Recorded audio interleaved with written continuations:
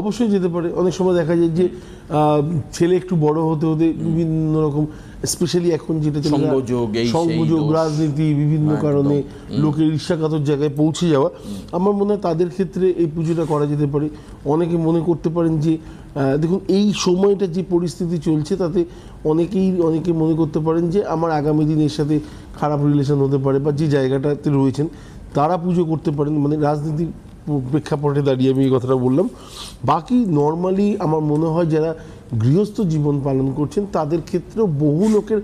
বহু সমস্যা থাকে, হয়তো কারোর ফ্যামিলি নিয়ে থাকতে পারে, কারোর প্রতিবেশী নিয়ে থাকতে পারে, কারোর দূরের আত্মীয় স্বজন নিয়ে থাকতে পারে,